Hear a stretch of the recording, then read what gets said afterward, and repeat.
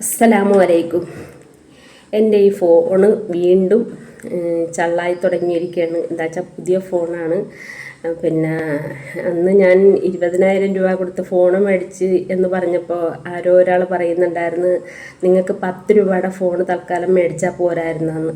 അപ്പം 10 രൂപയുടെ ഫോൺ മേടിച്ചാൽ നമുക്ക് വീഡിയോയും കാര്യങ്ങളും ഒക്കെ ചെയ്യുന്ന ഫോൺ ആണ്.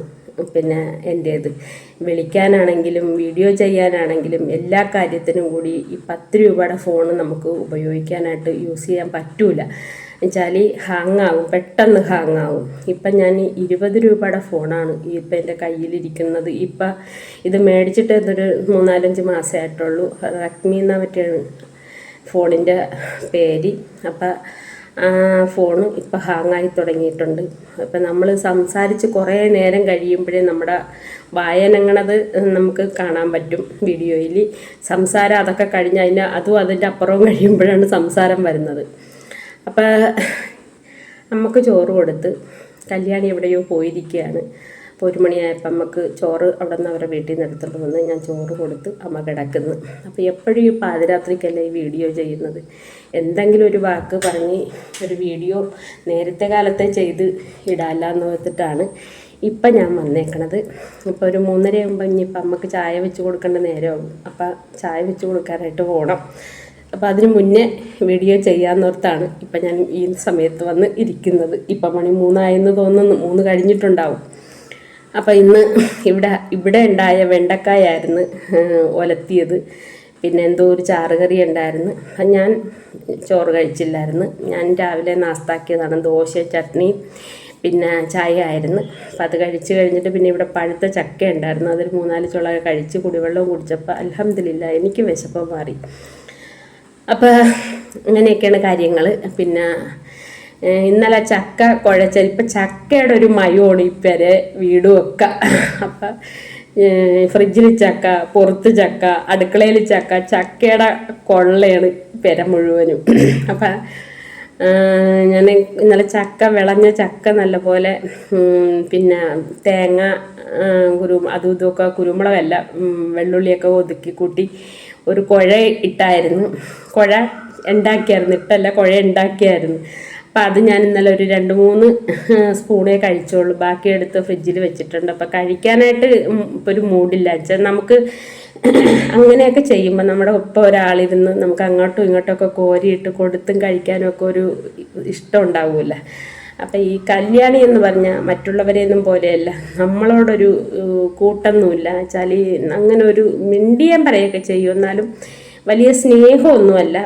മറ്റുള്ളവരൊന്നും അങ്ങനെയല്ല. ഞാനിവിടെ ചെയ്തിപ്പോൾ 6ാമത്തെ വീട്ടുജോലിക്കാരത്തിയാണ് ഈ വരുന്നത്. 5 പേരും അങ്ങനെയുള്ളൊരു സ്വഭാവക്കാരല്ലായിരുന്നു. വെച്ചാൽ നമ്മളോട് അത്രയ്ക്ക് ജീവനും പ്രാണനുമായിരുന്നു അവർക്ക്. പക്ഷെ ഇയാൾ എന്താണെന്നറിയത്തില്ല, നമ്മളോട് അടുക്കണ ഒരു ഇതല്ല. ഈ ഞങ്ങളുടെ നാട്ടിലൊരു പഴഞ്ചൊല്ലുണ്ട്, നീ എന്താടി ബ്രാലിനെ പോലെ പോകണമെന്ന് ചോദിക്കും. വെച്ചാൽ ബ്രാലിനെ നമ്മളിങ്ങനെ വരാലി, ഈ കുളത്തിലും തോട്ടിലും ഒക്കെ ഉണ്ടാകണം വരാലില്ലേ, അതിനെ നമ്മളിങ്ങനെ പിടിക്കാൻ ചെല്ലുമ്പോൾ അതിനൊരു വഴുവഴുപ്പുണ്ട്. നമ്മുടെ കയ്യിൽ കിട്ടത്തില്ല, ചാടി അത് തെറിച്ച് പോയിക്കൊണ്ടേയിരിക്കും. അപ്പം അതുപോലെയാണ് കല്യാണിയുടെ സ്വഭാവം. നമ്മൾ എത്ര സ്നേഹിച്ച് നമ്മൾ അടുത്തോട്ട് ചെന്നാലും പുള്ളിക്കൊരു ലിമിറ്റുണ്ട്, നമ്മളൊരു ലിമിറ്റിട്ട് മാറ്റി നിർത്തും. അപ്പം അതുകൊണ്ട് ഞാൻ എന്തെങ്കിലും ചോദിച്ചാൽ മറുപടി പറയും. പിന്നെ എന്നോട് ഒരാവശ്യത്തിന് മാത്രമേ എന്നോട് കൂടുതലായിട്ട് സ്നേഹിക്കും. അവരുടെ വീട്ടിലേക്കാ നാട്ടിലേക്കാ എന്തെങ്കിലും ഗൂഗിൾ പേ ചെയ്യാനായിട്ട്, എനിക്ക് ഗൂഗിൾ പേ ഉള്ളത് കൊണ്ട് ഗൂഗിൾ പേ ചെയ്യാനായിട്ട് പറഞ്ഞ് നമ്മളെ സമീപിക്കും. അന്നേരം നല്ലൊരു സ്നേഹവും താത്ത എന്നുള്ള വിളിയും ഒക്കെ ഉണ്ടാവും. അല്ലാതെ നമ്മളുടെ ഒരു സ്നേഹവും ഇതൊന്നുമില്ല. പിന്നെ ഞാൻ എവിടെയെങ്കിലും പോകണമെങ്കിൽ, പുറത്തേക്ക് പോകണമെന്നുണ്ടെങ്കിൽ ഞാൻ നേരത്തെ സാറിനോട് പറയും, സാറേ ഞാനെ പോലെ എനിക്കൊന്ന് പുറത്ത് പോകണം, കല്യാണിനോടൊന്ന് ഇവിടെ ഇരിക്കാൻ പറയണം, അമ്മയുടെ അടുത്തൊന്ന് ഇരിക്കാൻ പറയണമെന്ന് പറഞ്ഞിട്ടാണ് ഞാൻ സാറിനെ കൊണ്ടാണ് ഒന്ന് നേരത്തെ പറയിപ്പിച്ച് വെക്കണത്. അപ്പം അതുകൊണ്ടിട്ടായിരിക്കാം എന്നെ ഒന്ന് വന്ന് ഹെൽപ്പ് ചെയ്യാറുണ്ട്. അത് എവിടെ പോണ്, എപ്പോൾ വരും, എങ്ങനെ പോണ്, ഏത് എന്ത് എന്ന് നമ്മളിങ്ങനെ ചുഴിഞ്ഞ് നമ്മളോട് ചോദിച്ചേച്ചാൽ നമ്മളെ വിടത്തുള്ളൂ. അപ്പം അതൊക്കെ കൊണ്ട് തന്നെ ഞാനൊരു ചെറിയ അകൽച്ച വിട്ടാണ്. എന്താ വെച്ചാൽ നമ്മൾ അടുക്കാൻ അങ്ങോട്ട് ശ്രമിക്കും തോറും നമ്മളിൽ നിന്ന് അകന്നകന്ന് മാറുന്ന ആൾക്കാരെ നമ്മൾ വീണ്ടും അടുപ്പിച്ച് വലിക്കണത് ശരിയല്ലല്ലോ, വലിച്ച് അടുപ്പിക്കണത് ശരിയല്ല. അവരവരുടെ വഴിക്ക് പോയിക്കോട്ടെ. ഒരുപാട് നോക്കി നമ്മളുമായിട്ട് ഒരു വീട്ടിൽ 2 പേര് നിൽക്കുമ്പോൾ നമ്മൾ 2 പേരും 2 വഴിയാവുമ്പോൾ നമുക്കതൊരു ഭയങ്കര വിഷമവും ബുദ്ധിമുട്ടും ഒക്കെ ആയിരിക്കും. അപ്പം കല അങ്ങനെ അല്ലായിരുന്നു, ശാന്ത അങ്ങനെ അല്ലായിരുന്നു. കാര്യം ശാന്തയും ഞാനും കൂടി ഒന്നിച്ചിരുന്ന് ആഹാരം കഴിക്കണം വെച്ചാൽ ശാന്തക്ക് ഒരു 2:30-3 മണിയൊക്കെ ആകുമ്പോൾ ഉച്ച ഊണും മതി. എനിക്കതല്ല, ഞാൻ അല്പം കഴിക്കുള്ളെങ്കിലും എനിക്കൊരു 12:30 അല്ല, ഒരു 1:30-2 മണിക്കുള്ളിൽ എനിക്ക് അല്പം ചോറ് ഉണ്ടെങ്കിൽ കഴിക്കണമെന്ന് തോന്നിയാൽ, ഇല്ലെങ്കിൽ ഞാൻ കഴിക്കുകയുമില്ല. അപ്പോൾ ശാന്ത ഒരു 3-3:30 ആകുമ്പോൾ ചോറുണ്ണുള്ളൂ. അതുപോലെ തന്നെ ശാന്ത ഒരു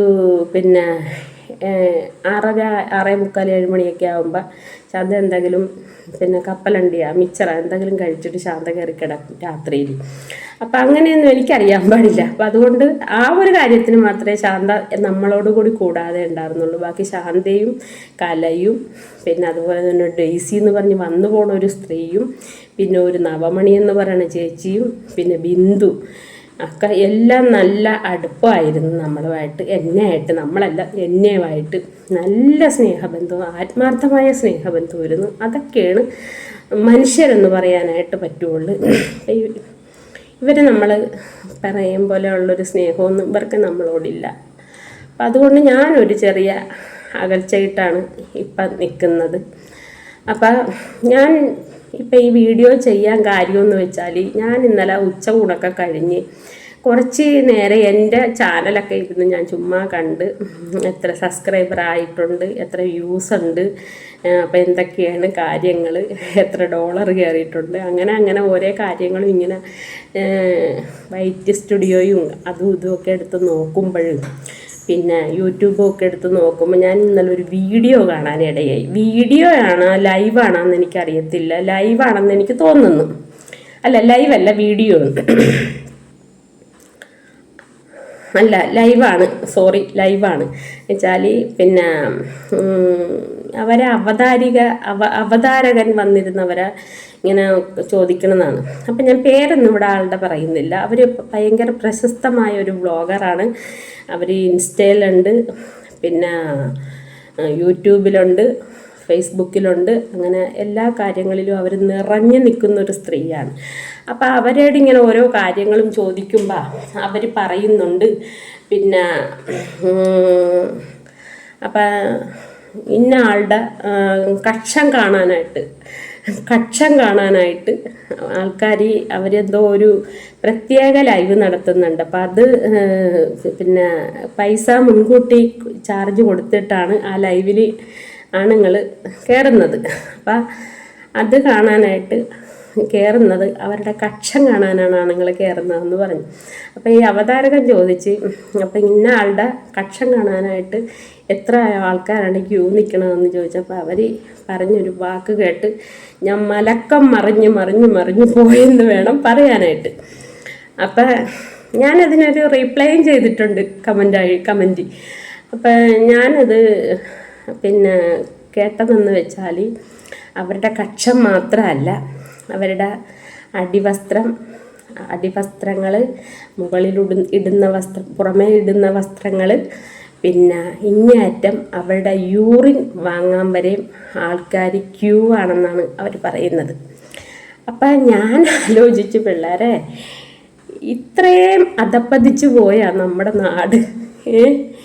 ഈ എന്താ പറയണേ, ഈ ഇങ്ങനെ ഇവളുമാരുടെയൊക്കെ യൂറിൻ വരെ മേടിച്ച് കുടിക്കാനുള്ളൊരു, യൂറിൻ മേടിക്കുന്നത് ഏതായാലും കൈ വെച്ചോണ്ടിരിക്കാനല്ലല്ലോ, കുടിക്കാനായിരിക്കുമല്ലോ. അപ്പം അങ്ങനെ ഇത് മേടിച്ച് കുടിക്കാൻ വരെയുള്ള ആണുങ്ങൾ നമ്മുടെ നാട് അത്രക്ക് അധപ്പതിച്ചു പോയാ, അത്ര എന്താ പറയണ്ട, രണ്ടും കെട്ടുപോയാ നമ്മുടെ നാട്. എനിക്കറിയില്ല മക്കളെ, ഞാൻ ഇങ്ങനെ ചിന്തിച്ചിട്ട് എനിക്കൊരെത്തും പിടിയും കിട്ടണില്ല. അപ്പം ഇത് വിൽക്കാനിരിക്കുന്ന ആൾക്കാർ ആരായിട്ട് വേണം, കാശി. അപ്പോൾ അവർക്ക് അവരുടെ യൂട്യൂബ് വരുമാനം എല്ലാം കൂടി, സോഷ്യൽ മീഡിയ എന്നുള്ള വരുമാനം ഒരു മാസം 3 ലക്ഷം രൂപയാണെന്നൊരു ഇന്നലെ പറയുന്നുണ്ടായിരുന്നു. അപ്പോൾ അയാൾ ചോദിക്കുന്നുണ്ട്, ഇങ്ങനെ നടക്കുന്ന സ്ത്രീകൾ പണ്ടുള്ളവർ പറയുന്നത് വേശ്യ എന്നായിരുന്നെന്ന് പറയുമ്പോൾ അവർ പറയുന്നുണ്ട്, ഞാൻ എന്തെങ്കിലും അതേ രീതിക്ക് ഇതുപോലെ നിങ്ങൾ വിളിക്കുന്ന സ്ഥലങ്ങളിൽ ഞാൻ എന്തെങ്കിലും വേശ്യാവൃത്തി ഉള്ള രീതിയിൽ വന്ന് നിങ്ങൾ എന്നെ കണ്ടിട്ടുണ്ടാന്ന് ചോദിക്കുന്നുണ്ട്. അപ്പം ഇങ്ങനെ വരുമ്പോൾ പബ്ലിക്കിൻ്റെ മുന്നിൽ വരുമ്പോൾ നല്ല രീതിക്കാണ് വരുന്നത്. വീഡിയോ ചെയ്യുമ്പോൾ അല്പസ്വല്പം വസ്ത്രങ്ങളൊക്കെ ഇട്ടിട്ട് നമ്മളുടെ നഗ്നതാ പ്രദർശനം, നമ്മളുടെ അല്ല അവരുടെ നഗ്നതാ പ്രദർശനം കാട്ടിയിട്ടാണ് അവർ വീഡിയോ ചെയ്യുന്നത്. അപ്പം ഇന്നത്തെ കാലത്ത് ഈ കാശെന്ന് പറയുന്ന സ്ഥലത്ത് വലിയൊരു മഹാത്മ്യമാണ് ആൾക്കാർ കൊടുത്തിരിക്കുന്നത്. ആൾക്കാരെന്ന് പറഞ്ഞിട്ടുണ്ട് ഇങ്ങനെയുള്ള കുറേ ആൾക്കാർ. അപ്പം എന്ത് കാട്ടിയിട്ടാണെങ്കിലും വേണ്ടിയില്ല, ആരുടെ കൂടെ അഴിഞ്ഞാടിയിട്ടാണെങ്കിലും വേണ്ടിയില്ല, എനിക്ക് ലക്ഷങ്ങൾ എൻ്റെ അക്കൗണ്ടിൽ വരണം എന്നുള്ളൊരു മനസ്സുള്ള സ്ത്രീകളും കുറേ പുരുഷന്മാരെന്ന് പറഞ്ഞിട്ടുണ്ട്. എവിടെ എന്ത് ഇപ്പം ബ്ലോഗർമാരായിട്ടുള്ള പുരുഷന്മാരെന്ന് പറഞ്ഞിട്ടുണ്ട്, കുറേ സ്ത്രീകളും ഉണ്ട്. ആരുടെ ബെഡ്റൂമിൽ നടക്കുന്ന കാര്യങ്ങളാണെങ്കിലും അത് പൊക്കിപ്പിടിച്ച് കൊണ്ടുവന്ന് അവരവരുടെ ചാനലുകളിലിട്ട് വെറുതെ ഇങ്ങനെ പബ്ലിക്ക് ആക്കി കൊടുത്തിട്ട് അതിൽ ഇന്ന് കുറേ വരുമാനം മേടിക്കുന്ന കുറേ ആണുങ്ങളും ഉണ്ട്, പെണ്ണുങ്ങളും ഉണ്ടും അതുപോലെയുള്ള പെണ്ണുങ്ങൾ. ഞാൻ ചോദിക്കണം, ഇങ്ങനെ കുറേ അതിനെല്ലാം നല്ലത് നമ്മൾ ഇങ്ങനെ വല്ല തെരുവിലും പോയിരുന്ന വെച്ചാൽ തെണ്ടിത്തിന്നിയല്ലേ നല്ലത്. ഇതല്ലെങ്കിൽ വേണ്ട, വല്ല എന്തോരം സ്ഥലങ്ങളിൽ എന്തെല്ലാം ജോലി ഇപ്പം പണ്ടത്തെ പോലെയല്ല. ഏതൊരു ഓഫീസുകളിൽ ഇപ്പം ഞാൻ വന്നേക്കണ ഒരു ഓഫീസിൽ നിന്നാണ്, ഏതൊരു ഓഫീസിൽ ചെന്നാലും നല്ല നല്ല തൊഴിലുകൾ കിട്ടും. അതുപോലെ തന്നെ ഗൾഫിലേക്കൊക്കെ പോയാലും നല്ല നല്ല തൊഴിലുകൾ കിട്ടും. വീട്ടുജോലി എടുത്താൽ എത്ര രൂപ കിട്ടും. ഇങ്ങനെ അവനവൻ്റെ മാനവും അഭിമാനമൊക്കെ വിറ്റ് ജീവിക്കണേലും നല്ലതല്ലേ. അങ്ങനെ ഈ വിലയെടുത്ത് കിട്ടുന്ന ഒരു രൂപയ്ക്കാണെങ്കിലും എത്ര ചാരിതാർത്ഥ്യവും അന്തസ്സും ഉണ്ട് അത് ഭക്ഷിക്കാനും ഉപയോഗിക്കാനും. അത് കൊടുത്ത് സാധനങ്ങൾ വാങ്ങി നമ്മൾ എന്ത് സാധനം ഉപയോഗിക്കണം, എന്ത് സാധനങ്ങൾ നമ്മൾ കഴിക്കുന്ന വാങ്ങി നമുക്ക് കഴിക്കാനായിട്ട് നല്ല അന്തസ്സല്ലേ ആ ഒരു രൂപ കിട്ടുന്നതിൽ നിന്ന്, നമ്മൾ വിലയെടുത്ത് കിട്ടുന്നതിൽ നിന്നൊക്കെ കിട്ടിയിട്ട് ഒരു ക്യാൻസർ വന്നാൽ ഇപ്പം എനിക്കെന്താണ് എൻ്റെ റബ്ബ് വെച്ചിരിക്കണമെന്ന് എനിക്കറിയത്തില്ല. എന്ത് തന്നാലും അത് താങ്ങാനുള്ള ശക്തിയും കൂടി തരാനാണ് ഞാൻ തേടുന്നത്. അപ്പോൾ ഒരു ക്യാൻസർ വന്നാൽ തീരാവുന്നതല്ലേ ഉള്ളൂ ഈ അരയും തലയും കാണിച്ച് കിട്ടുന്ന കാശ്. ഒരു മാരകമായ രോഗം വന്നാൽ തീരാനുള്ളതല്ലേ ഉള്ളു.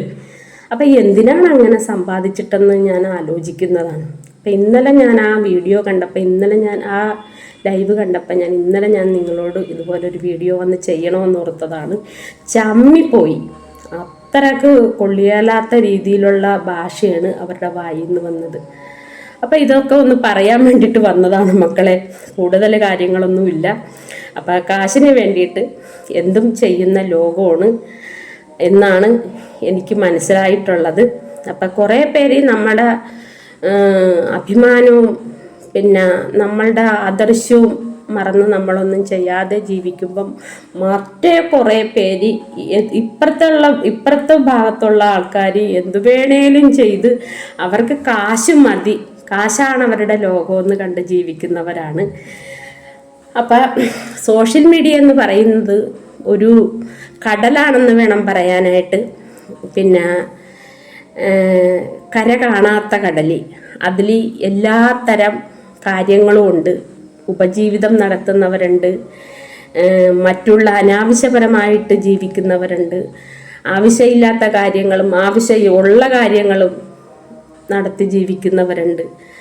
അപ്പം ഞാനും ആലോചിക്കുകയാണ്, നമ്മൾ നമ്മുടെ ഒരു ലെവലിലൂടെ പോയില്ലെങ്കിൽ നമ്മളെ ഏതെങ്കിലുമൊക്കെ രീതിയിൽ പഴിക്കാനും പറയാനും ഒക്കെ ആൾക്കാരുണ്ടാകും. അതിൻ്റേതായിട്ടുള്ള രീതിയിൽ ഞാൻ ഒരു കാര്യവും കണ്ടാലും മറുപടി പറയാനും എടുക്കാനും പോകാതെ ഇങ്ങനെ നേരെ മാത്രം പോവുകയാണ്. പക്ഷേ ഇതുപോലെയുള്ള കാര്യങ്ങളൊക്കെ കണ്ടാൽ എനിക്ക് എന്നെപ്പോലെയുള്ള ഒരു മനസ്സുള്ള ആൾക്കാർക്ക് പറയാതിരിക്കാൻ പറ്റിയല്ല പിള്ളേരെ. അതുകൊണ്ട് നിങ്ങളോട് പറഞ്ഞതാണ്. അപ്പോൾ എല്ലാവർക്കും മക്കളെ അസ്സലാമു അലൈക്കും.